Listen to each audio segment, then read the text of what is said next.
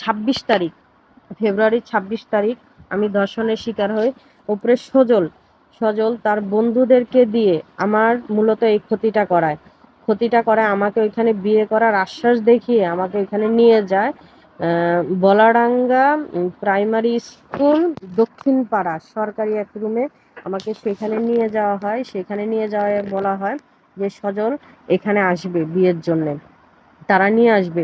Plus এখানে আকাশ আর জামাল থাকে। আমার সাথে যে খারাপ ঘটনাটা ঘটছে সেটা আকাশ এবং জামাল জড়িত আমার সাথে ঘটনার ক্ষেত্রে। আর সেখানে সজল, মূল কারণ হলো সজল আর মামুন, প্লাস মামুন, ওনারা দুইজন বেশি, বিশেষ করে কারণ আমার নাম্বারটা তো মামুনের কাছে নাই, আমার নাম্বারটা ছিল সজলের কাছে। সজল মামুনকে আমার নাম্বারটা দেয় সৌদি আরবে। সেই ক্ষেত্রে মামুন মনে করেন এদেরকে দিয়ে, আকাশকে দিয়ে আমাকে ফোন দিয়ে আমাকে শুক্রবার 25 তারিখ বা 26 তারিখ হবে, আমাকে এখান থেকে নিয়ে যায়। নিয়ে গিয়ে সে আমার সাথে জোর জবস্তি অবস্থায় আমাকে ধর্ষণ করে। মানে আকাশ আকাশ 2বার ধর্ষণ করে, প্লাস জামাল সেও আমাকে 2বার ধর্ষণ করে, প্লাস আমার গায়ে অনেক হাত তোলা হয়, আমাকে মারধর করা হয়। সেই ক্ষেত্রে আমি হ্যালো, আসসালামু আলাইকুম। আমি আপনাদেরকে কিছু বলতে চাই। আমি রাজবাড়ী জেলা পানশা থানায় সরিষা ইউনিয়নের বিষয় নিয়ে আমি কিছু বলতে চাই আপনাদেরকে। আমার একটা ছেলের পরিচয় হয় টিকটকের মাধ্যমে। ছেলের নাম হয়েছে সজল, তবে তার আরেকটা নাম আছে ডাকনাম সোনয়। তার বাবার নাম হয়েছে জয়না, তার মায়ের নাম আমি অবশ্য জানি না।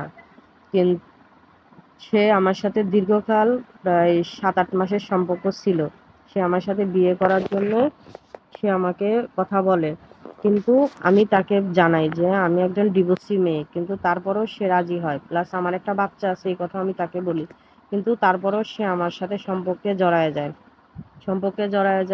প্লাস সে আমার সাথে অনেক ধরনের কথাবার্তাই বলে। সে আমাকে, তার সাথে কন্টিনিউভাবে তার সাথে আমার ইমোসেক্স হয়, কিন্তু সে আমাকে এই ধরনের কথা বলে যে সে আমাকে বিয়ে করবে, আমাকে ছাড়া অন্য কোনো মেয়েকে সে বিয়ে করবে না।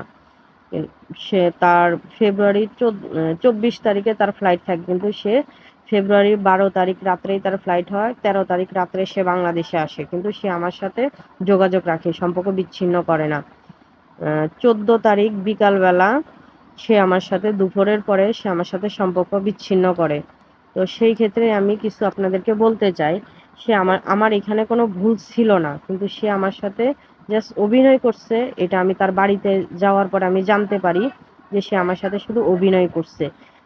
তার বাড়িতে যখন সে আমার সাথে সম্পর্ক ডিসকাস করে, তখন আমি তার বাড়িতে যাই। যাওয়ার পরে কোনোভাবে তার ঠিকানা নিয়ে আমি তার বাড়িতে যাই, কিন্তু সে আমার সাথে সম্পর্ক রাখবে না এবং তার পরিবারকে সহ সবাইকে বলে দেয় যে সে ঢাকায় চলে গেছে। এই কথা বলে সে অন্য এক জায়গায় সরে থাকে। প্লাস তার এক ফুপুর বাড়ি আছে, সেই ফুপুর বাড়িতে সে অবস্থান নেয়।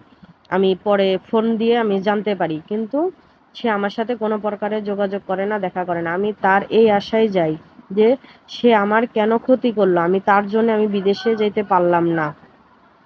আমি শুধু, আর সে আমাকে বাসা দেখতে বলে এবং রুম নিতে বলে, কিন্তু আমি রুম নিয়েছি, কিন্তু সেখানে আমার অনেক টাকা পয়সা নষ্ট হয়।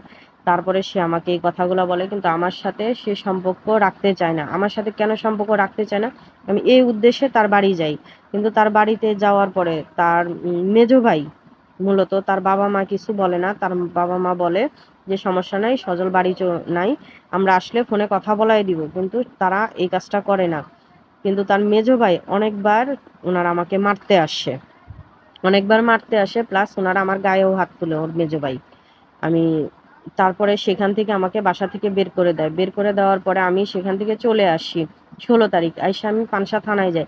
পানশা থানায় এই বিষয় নিয়ে কোনো ডায়েরি আমার থেকে নেয় না, আমাকে তারা চলে আসতে বলে। পরে আমি 16 তারিখ রাত্রে এখান থেকে 11টা 20 মিনিটে গাড়িতে উঠে ঢাকায় চলে আসি, কিন্তু আমি বিষয়টা নিয়ে মানতে পারতেছিলাম না। তো আমি এখানে আরেকটা বিষয় নিয়ে বলতে চাই। আমার সাথে যেটা ঘটে গেছে, আমি চাই না এরকম আর কখনো কারোর সাথে হোক। আপনারা সবাই আমাকে সহযোগিতা করবেন। আমি গতকাল 26 তারিখ, ফেব্রুয়ারির 26 তারিখ আমি ধর্ষণের শিকার হই। উপরে সজল সজল তার বন্ধুদেরকে দিয়ে আমার মূলত এই ক্ষতিটা করায় আমাকে ওইখানে বিয়ে করার আশ্বাস দেখিয়ে আমাকে ওইখানে নিয়ে যায়। বলাডাঙ্গা প্রাইমারি স্কুল দক্ষিণ পাড়া সরকারি এক রুমে আমাকে সেখানে নিয়ে যাওয়া হয়। সেখানে নিয়ে যাওয়ায় বলা হয় যে সজল এখানে আসবে বিয়ের জন্যে, তারা নিয়ে আসবে। প্লাস এখানে আকাশ আর জামাল থাকে। আমার সাথে যে খারাপ ঘটনাটা ঘটছে সেটা আকাশ এবং জামাল জড়িত আমার সাথে ঘটনার ক্ষেত্রে। আর সেখানে সজল, মূল কারণ হলো সজল আর মামুন, প্লাস মামুন, ওনারা দুইজন বেশি, বিশেষ করে কারণ আমার নাম্বারটা তো মামুনের কাছে নাই, আমার নাম্বারটা ছিল সজলের কাছে। সজল মামুনকে আমার নাম্বারটা দেয় সৌদি আরবে। সেই ক্ষেত্রে মামুন মনে করেন এদেরকে দিয়ে, আকাশকে দিয়ে, আমাকে ফোন দিয়ে আমাকে শুক্রবার 25 তারিখ বা 26 তারিখ হবে, আমাকে এখান থেকে নিয়ে যায়। নিয়ে গিয়ে সে আমার সাথে জোর জবরদস্তি অবস্থায় আমাকে ধর্ষণ করে। প্লাস মামুন, মামুন না, মানে আকাশ, আকাশ 2 বার ধর্ষণ করে। প্লাস জামাল, সেও আমাকে 2 বার ধর্ষণ করে। প্লাস আমার গায়ে অনেক হাত তোলা হয়, আমাকে মারধর করা হয়। সেই ক্ষেত্রে আমি চিল্লাইতে পারি না। সেখানে আমার ক্যাশ টাকা ছিল 10,000 টাকা, সেগুলা নেওয়া হয়। আর প্লাস আমার 3 আনি 1 জোড়া কানের দুল ছিল, সেগুলা নেওয়া। আমার বিকাশে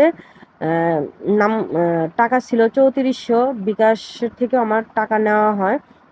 আমি যখন বিকাশের পাসওয়ার্ড বলি না, ওরা আমাকে প্লাস লাইট দিয়ে একটা বাড়ি মারে, ঠিক আছে। আর এমনিতে আমি ওদের কাছে জোর জবরদস্তি করা অবস্থায় ওরা আমার গলা টিপে ধরে, আমাকে প্লাস অনেক মারধর করে, যার জন্য আমি চিল্লাইতে পারি না। ওখানে আমি জানতাম না যে আশেপাশে বাড়ি আছে, আমি জানি ওখানে অনেক দূরে বাড়ি। আমি সকালবেলা বের হয়ে দেখলাম যে ওখানে অনেক দূরে বাড়ি। তো আমি আপনাদের সবার সহযোগিতা চাই এটার জন্যে। আমি পানশা থানায় গেছিলাম, কিন্তু পানশা থানায় মামলা নিছে শুধু 2 জনের নামে, জামাল এবং আকাশের নামে। আমি চাচ্ছি এই মামলাটা মূল কারিগর যারা, উপরে সজল এবং মামুন, আমি তাদের বিরুদ্ধে আমি আপনাদেরকে সবার কাছে সহযোগিতা করতেছি যেন তারা এটাতে জড়িত হয়। এর জন্য জড়িত তাদের বিষয় নিয়ে আমি মামলাটা করতে চাই, কিন্তু থানায় মামলাটা নিচ্ছিল না। আমাকে প্লিজ সবাই সহযোগিতা করবেন এটার জন্যে, যেন মেন দোষী যারা, ওরা তো ভুল করছে, ঠিক আছে, ওদের শাস্তি ওরা পাবে, কিন্তু যাদের মাধ্যমে, যারা এদেরকে দিয়ে আমার কাজটা মূলত ক্ষতিটা করাইছে, আমি মূল তাদের বিষয় নিয়ে আপনাদের কাছে রিকোয়েস্ট করতেছি আপনারা সহযোগিতা করবেন আমাকে, যেন সজল এবং মামুন তাদের বিষয় নিয়ে আমি কিছু করতে পারি, তাদের যেন থানায় মামলা নেয়। আমি এই বিষয় নিয়ে আপনাদেরকে সবাইকে রিকোয়েস্ট করলাম, এরকম ঘটনা যেন আর কারো ক্ষেত্রে না হয়। আমি এই বিষয় নিয়ে আপনাদের কাছে সবাইকে চাই সহযোগিতা। আপনারা সবাই, আমি যদি আমার কথায় কোনো ভুল থাকে আপনারা সবাই আমাকে ক্ষমা করে দিবেন, আর সবাই আমার সাপোর্টে থাকবেন, আমি এটাই চাই আপনাদের কাছে। সবাই ভালো থাকেন আর আমার পাশে সবাই একটু সহযোগিতা করেন।